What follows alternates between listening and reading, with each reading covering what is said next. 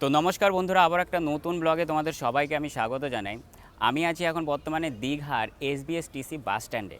আর আজকের জার্নিটা হতে চলেছে এই দীঘা থেকে একেবারে কলকাতা, মানে হচ্ছে ধর্মতলা পর্যন্ত বাস জার্নি। আর এই এসবিএসটিসি মানে এই দীঘার বাস স্ট্যান্ড থেকে কলকাতা পর্যন্ত টোটাল কিলোমিটার হচ্ছে তোমার 185 কিলোমিটার। আর এই 185 কিলোমিটার জার্নি কভার করতে আজকে আমাদের বাসের সময় লাগবে প্রায় 4.5 ঘন্টার মতন। আর এই দীঘার এই এসবিএসটিসি বাস স্ট্যান্ড থেকে আমাদের কলকাতা যাবার বাস হচ্ছে দুপুর 1:30। আর এখন কটা বাজে আমি তোমাদের দেখাই, 1:35 অলরেডি কিন্তু বেজে গেছে, কিন্তু বাসের দেখা নেই। এদিকে আশেপাশে অনেক বাস রয়েছে, তবে যে বাসে করে আজকে আমরা কলকাতায় যাব সে বাসটা দেখি এখনও আসছে না। দেখি কখন আসে না আসে, একটু ওয়েট করি। আর এই হচ্ছে তোমার দেখো এসবিএসটিসি বাস স্ট্যান্ড, আর একটু আগে গেলেই হচ্ছে তোমার দীঘার সমুদ্র সৈকত। আর এখান থেকে মানে হচ্ছে এই দীঘার এসবিএসটিসি বাস স্ট্যান্ড থেকে কলকাতা পর্যন্ত আজকে আমাদের বাস ভাড়া কত পড়লো আমি তোমাদের দেখাই। এই দেখো 290 টাকা দুটো টিকিট, দীঘা থেকে একেবারে কলকাতা পর্যন্ত 1:30টার বাসে।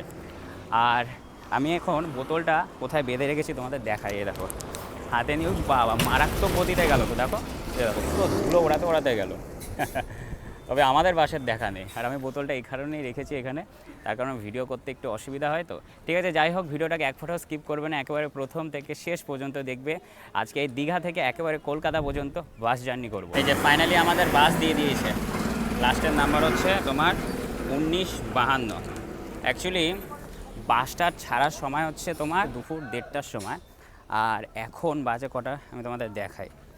এ দেখো 2:02 বেজে গেছে, বলছে 2:10-এ ছাড়বে। তো চলো যাওয়া যাক, জাস্ট এসে দাঁড়ালো। তো ফাইনালি বাসে ওঠা যাক। এই দেখো বাসে উঠে গেলাম, আর বাস পুরো ফাঁকা, আর সিটিং পজিশন হচ্ছে 3/2। আর আমাদের সিট নাম্বার হচ্ছে 1 আর 2। এই যে এই 1 আর 2, আর 2 নম্বর সিটে মানে দিদি বসেছে, 1 নম্বর সিটে আমি বসি। এই দেখো বসে গেলাম। আর এখান থেকে ছাড়বে হচ্ছে তোমার 2:10-এ, আর এখন বাজে ঘড়ি কাটায় 2:05। তো বাসটা ছাড়ুক, তারপর তোমাদের সাথে কথা বলি। তো ফাইনালি আমাদের দীঘা বাস স্ট্যান্ড থেকে কিন্তু কলকাতা যাওয়ার বাস ছেড়ে দিয়েছে। আমাদের দেখায় আমাদের ড্রাইভার দাদা। আর আমরা এখন যাচ্ছি হচ্ছে সোজা, মানে হচ্ছে উদয়পুরের দিকে। কিন্তু উদয়পুর যাবো না, ডান দিকে একটা গলি আছে, মানে ওই গলিতে ঢুকে রেলগেট হয়ে তারপরে আমরা ওই দীঘা বাইপাস বলে একটা রোড আছে, ওই রোডটা ধরে সোজা চলে যাবো হচ্ছে কলকাতার দিকে। এই রোডটা এই সোজা চলে গেল তোমার কিন্তু উদয়পুরের দিকে। আর আমরা এখন চলে যাচ্ছি সোজা রেলগেটের দিকে।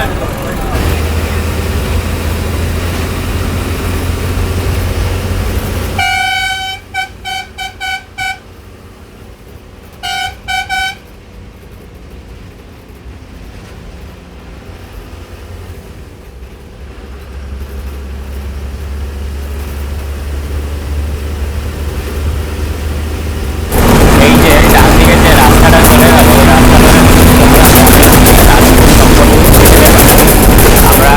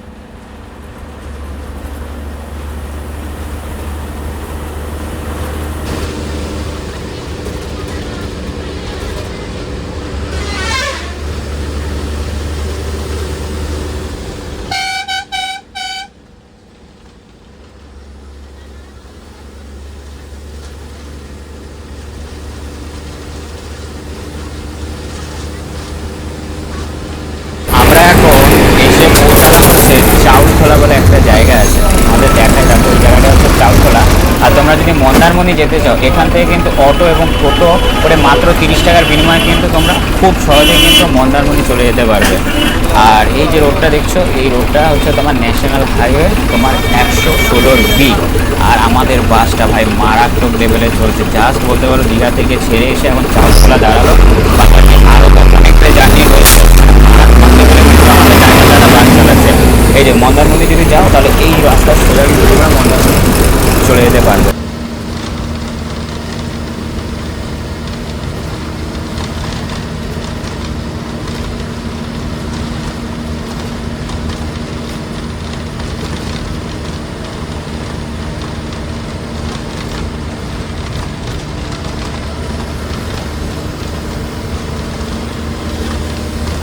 আসলে আমাদের বাসটা এতটাই জোরে চলছে, তোমাদের দেখাই দেখো।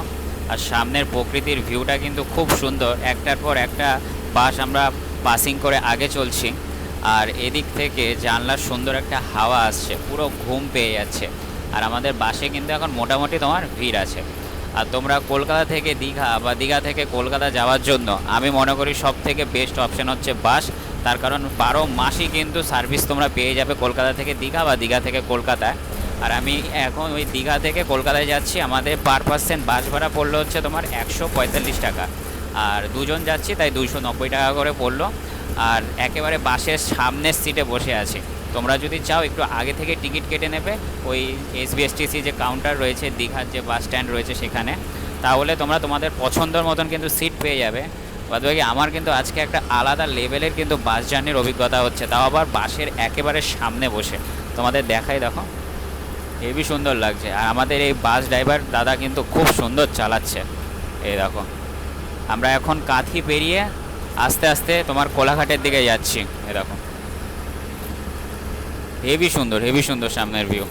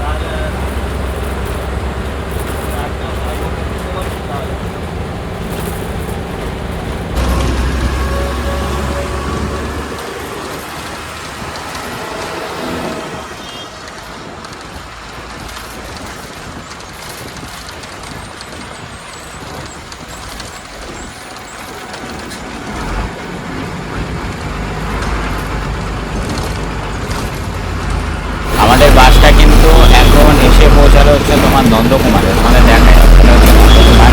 আর এই বাসের বাসটা যাবে হচ্ছে তোমার নন্দীগ্রাম। এটা হচ্ছে তোমার নন্দকুমার। বাসে কিন্তু মোটামুটি ভিড় আছে, সেরকম ভিড় নেই। আর আমি যেহেতু জানলার একেবারে সামনে বসে আছি তাই আমার একটু হাওয়াটা বেশি লাগছে আর একটু ঠান্ডা ঠান্ডা লাগছে। আর একটু পরে কিন্তু সূর্য অস্ত চলে যাবে, তার কারণ একটু পরে হয়ে যাবে হচ্ছে সন্ধ্যা।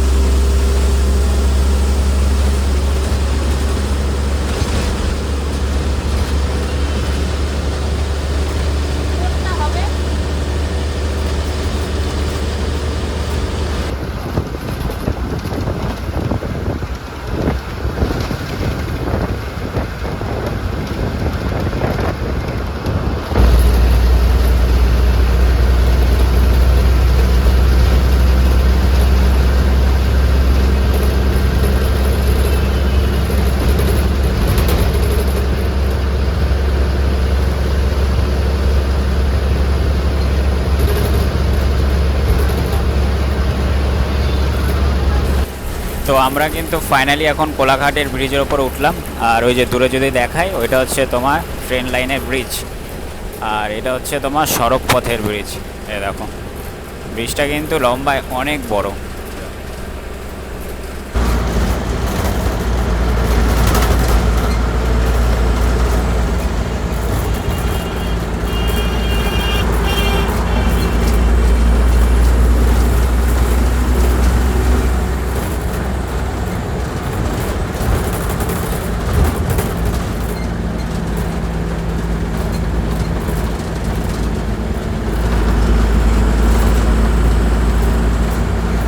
ফাইনালি আমাদের বাসটা এখন পৌঁছে গেল হচ্ছে কোলাঘাটে।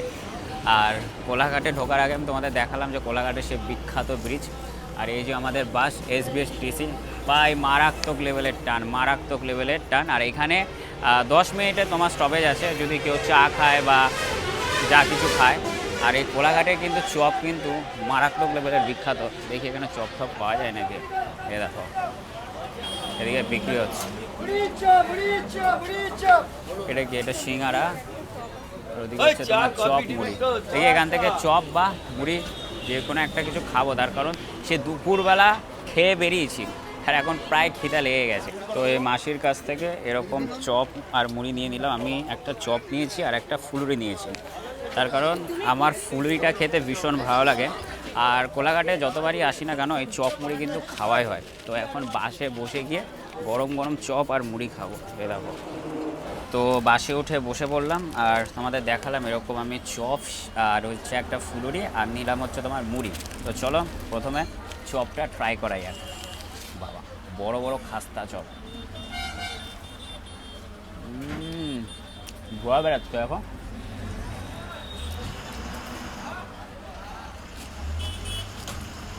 কোলাঘাটের আর মেচেদার চপ কিন্তু মারাত্মক লেভেলের বিখ্যাত। তাছাড়া একটা ফুলুরিও নিয়েছি, দেখো ফুলুরিটা খেতেও ভীষণ ভালো।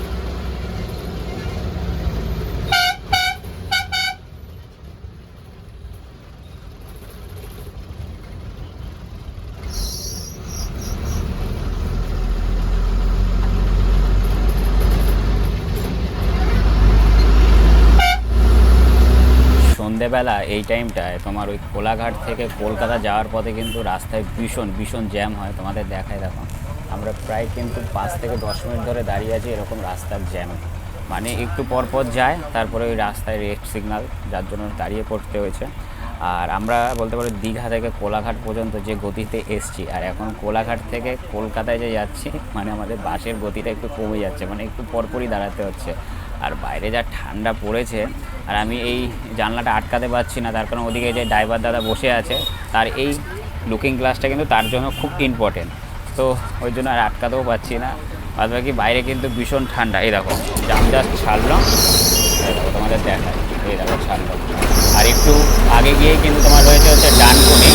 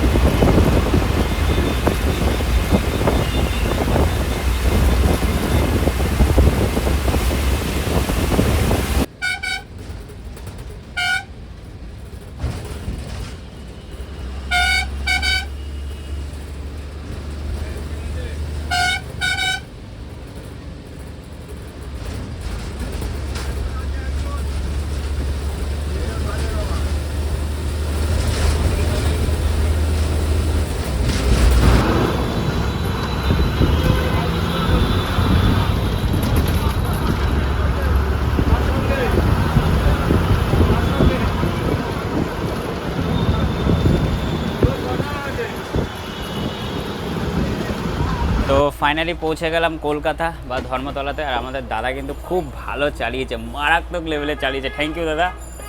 তোমার ভালো নাম? দীপক। আচ্ছা, দীপক দা কিন্তু ভীষণ ভালো চালিয়েছে। আর আমাদের কন্ট্রাক্টর দাদাও কিন্তু বেশ ভালো। দাদার নাম কি তোমার? বিজয় পাত্র। দীপক দা আর বিজয় দা দুজনে খুব ভালো। তো ফাইনালি আমরা পৌঁছে গেলাম হচ্ছে দীঘা থেকে একেবারে কলকাতা, মানে হচ্ছে ধর্মতলাতে। এমনি দীঘা থেকে ধর্মতলা আসতে সময় লাগে হচ্ছে তোমার 4.5 ঘন্টা কি 5 ঘন্টা, কিন্তু যেহেতু এতটা জ্যাম ছিল যার কারণে আমাদের প্রায় 6 ঘন্টার কাছাকাছি লাগলো। আর বাদবাকি এটাই হচ্ছে তোমার ধর্মতলা, খুব ব্যস্ত একটা জায়গা। আর এখান থেকে বলতে পারো বিভিন্ন জায়গার বাস কিন্তু তোমরা পেয়ে যাবে। এখানে যে বাস স্ট্যান্ড রয়েছে এখান থেকে সব জায়গায় তোমরা বাস পেয়ে যাবে। আর আজকের ভিডিওটা তাহলে আমি এখানেই শেষ করলাম। আর তোমরা কিন্তু আমাকে অবশ্যই কমেন্ট করে জানাবে যে এই দীঘা থেকে কলকাতা পর্যন্ত বাস জার্নির ভিডিওটা কেমন লাগলো। যদি ভিডিওটা ভালো লাগে লাইক কমেন্ট শেয়ার, এবং আমার ইউটিউব চ্যানেলে যদি তোমরা নতুন হয়ে থাকো চ্যানেলটাকে অবশ্যই সাবস্ক্রাইব করবে। তো তোমরা সবাই খুব ভালো থাকবে, সুস্থ থাকবে। তো তোমাদের সাথে দেখা হচ্ছে খুব তাড়াতাড়ি পরবর্তী ভিডিওতে।